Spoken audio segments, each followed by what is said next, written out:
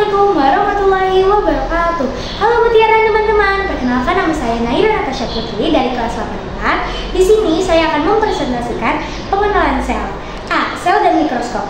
1. Apa itu sel? Sel merupakan unit atau bagian terkecil yang menyusun tubuh makhluk hidup. Sel begitu kecil dan tidak terlihat oleh mata kita, tetapi hal tersebut tidak akan menghalangi para ilmuwan untuk meneliti sel.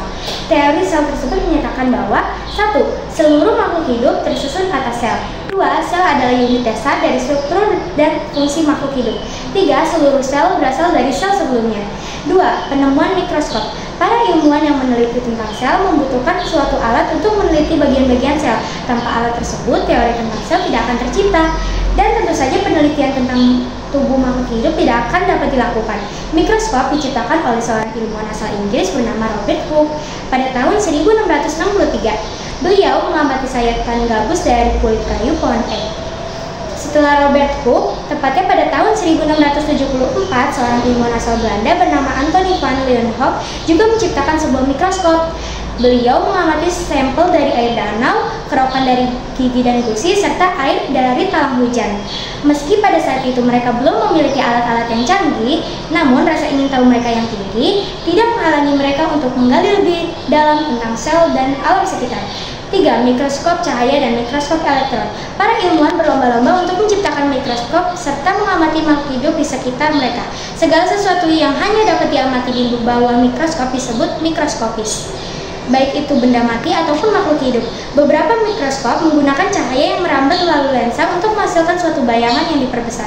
Mikroskop tersebut dinamakan mikroskop cahaya. Mikroskop cahaya dibagi menjadi dua jenis, yaitu mikroskop monokuler dan binokuler. Contohnya seperti ini. Perbedaan dari kedua mikroskop tersebut terletak pada bagian atas dan mikroskop yang disebut dengan lensa okuler.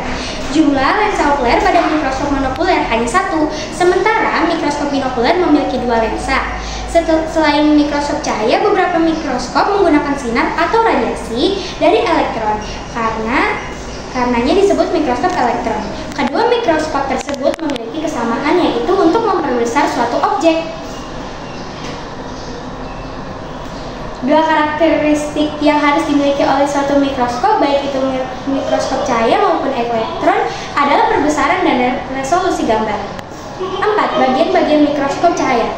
Ini adalah gambar bagian-bagian mikroskop cahaya. Ketika kalian menaruh suatu benda untuk diamati di bawah mikroskop, maka benda itu disebut spesimen. Sementara yang kalian lihat melalui lensa okuler disebut objek gambar. Objek gambar telah mengalami perbesaran. Perbesaran 100 kali, berarti ukuran asli dari benda tersebut telah diperbesar sebanyak 100 kali. Baik lensa objektif maupun lensa okuler memiliki perbesaran masing-masing. B. Sel hewan dan tumbuhan. 1. Struktur sel. Ketika kita mengamati sel di bawah mikroskop, kita akan mendapati bagian-bagian dari sel yang terdiri dari berbagai macam organ yang berbeda-beda. Bagian-bagian dari sel itu kita sebut organel. Tiap organel memiliki fungsinya masing-masing. Jika kita bandingkan dengan tubuh kita, maka organel layaknya organ pada tubuh manusia yang tiap bagian yang memiliki ciri khas masing-masing, tapi merupakan satu kesatuan. Secara umum, struktur sel terdiri dari 3 bagian besar, yaitu inti sel, sitoplasma, dan membran sel. 2. Perbedaan sel hewan dengan sel tumbuhan. Ini adalah contoh dari perbedaan sel hewan dengan sel tumbuhan. Setelah mengisi tabel di atas, terlihat perbedaan dari sel hewan dan sel tumbuhan. A. Sel membran. Sel membran dimiliki oleh sel hewan maupun sel tumbuhan. Sel membran berfungsi untuk mengontrol keluar masuknya bahan-bahan yang dibutuhkan oleh sel. Bahan-bahan yang dibutuhkan berupa partikel makanan, air, oksigen, dan juga sisa-sisa proses metabolisme tubuh. B. Dinding sel. Dinding sel adalah bagian terluar dari sel tumbuhan yang berfungsi melindungi sel tumbuhan. Dinding sel hanya dimiliki oleh tumbuhan dan beberapa organisme bersel satu. Dinding sel ini bersifat kaku sehingga membuat tumbuhan tidak bisa bergerak bebas seperti hewan. C. Nukleus. Sel tidak memiliki otak, tapi mempunyai sesuatu yang bekerja dan berfungsi sebagai otak. Dialah inti sel atau biasa disebut nukleus. Nukleus terdapat pada sel tumbuhan maupun sel pada hewan dan berfungsi untuk mengatur seluruh aktivitas sel. D. Mitokondria. Mitokondria yang terdapat dalam sel hewan dan tumbuhan adalah bagian dari sel yang memproduksi energi melalui proses respirasi sel. E. Vakuola. Sel menyimpan air dan sisa-sisa hasil metabolisme di vakuola. Vakuola di dalam sel tumbuhan jauh lebih besar dibandingkan sel hewan karena berfungsi untuk menyimpan hasil fotosintesis. E. Kloroplas. Organel yang hanya terdapat pada sel tumbuhan ini mengandung zat warna hijau, daun yang biasa disebut klorofil. Dengan adanya klorofil, maka kloroplas berperan dalam proses fotosintesis yang menghasilkan makanan berupa glukosa. G. Sitoplasma, cairan seperti agar-agar yang menyebar di seluruh bagian sel dan tempat terjadinya reaksi kimia di dalam sel disebut sitoplasma. Ini adalah contoh gambar dari sel hewan dan bagian-bagiannya. C. Spesialisasi sel. 1. Uniselular dan multiselular. Manusia dan kebanyakan hewan dan tumbuhan tersusun dari banyaknya sel, atau yang bisa disebut multiselular. Multi berarti banyak dan selular berarti yang berdiri dari sel. A. Uniselular. Contoh organisme. Uniselular selain bakteri adalah organisme dari kerajaan Protista. Bakteri merupakan organisme bersel satu yang terdapat di mana-mana. Beberapa bakteri dapat berguna untuk kehidupan manusia, tetapi banyak yang justru menimbulkan penyakit. B. Multiselular dan spesialisasi. Dalam organisme multiselular, sel-sel tampak terlihat berbeda antara satu dengan yang lainnya. Mereka pun memiliki fungsi yang berbeda, bisa dikaitkan dengan sel tersebut. Mengalami spesialisasi. Sel-sel di dalam organisme multiselular memiliki peran kunci yang berbeda-beda. Ada yang berfungsi untuk mengambil oksigen, ada yang berfungsi untuk mengantarkan informasi, dan lain sebagainya. Sama seperti ketika bekerja kelompok, ada yang bertugas untuk mencari bahan, ada juga yang bertugas untuk mencari gambar, ada yang bertugas untuk membuat presentasi, dan lain sebagainya, sehingga menghasilkan produk yang bagus. D. Multiselular dan spesialisasi.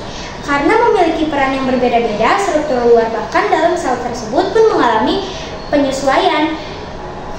2. Spesialisasi pada sel tumbuhan. A. Sel akar rambut. Proses fotosintesis membutuhkan air yang dapat dari akar tanaman. Spesialisasi sel akar rambut pada tumbuhan memudahkannya untuk meningkatkan penyerapan air karena area permukaan akar membesar. Gambar tersebut adalah contoh spesialisasi sel tumbuhan berupa sel akar rambut. B. Stomata. Stomata berfungsi untuk mengambil gas karbon dioksida dan melepaskan oksigen sel penjaga yang berada di sekitar stomata. Berfungsi untuk membuka dan menutup stomata sehingga mengurangi banyaknya air yang keluar melalui stomata. Ini adalah contoh dari stomata. A. Sel darah merah. Sel darah merah dewasa berbentuk pipi dikarenakan mereka menghilangkan nukleus untuk menjalankan fungsinya dalam mengikat oksigen. B. Sel saraf. Bentuk sel saraf yang panjangnya berasal dari perpanjangan sitoplasma dengan tujuan untuk menyampaikan informasi dari indera ke otak dan dari otak ke otot atau kelenjar. Ini adalah contoh dari gambar tersebut. C. Sel otot. Sel otot memiliki banyak nukleus dan mitokondria untuk menunjang fungsinya sebagai alat gerak jumlah nukleus, dan mitokondria yang banyak ini menggunakan sel otot untuk memproduksi energi yang dibutuhkan hewan dan manusia dalam melakukan berbagai aktivitas. Ini adalah contoh penampakan sel otot melalui mikroskop. Titik-titik hitam merupakan nukleus atau inti sel. D. Sel jaringan, organ, dan sistem organ. Spesialisasi sel menunjukkan bahwa masing-masing sel di dalam tubuh organisme multiselular beradaptasi untuk menjalankan fungsinya masing-masing. Sel-sel yang memiliki karakter dan fungsi sejenis saling bekerja sama membentuk jaringan. Jaringan bersama jaringan lain akan membentuk organ. Organ bekerja sama dengan organ lain akan membentuk sistem organ. Kerjasama sistem organ untuk menjalankan fungsi tubuh inilah yang menghasilkan istilah organisme. Berikut adalah contoh-contoh sistem organ di dalam tubuh manusia.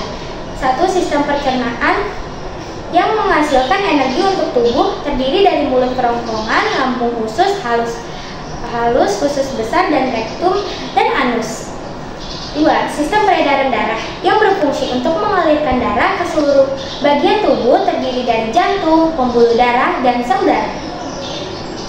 Sistem pernapasan berfungsi untuk menghasilkan oksigen dan membuang karbon dioksida melalui peredaran darah, terdiri dari hidung, tenggorokan, paru-paru, dan diafragma.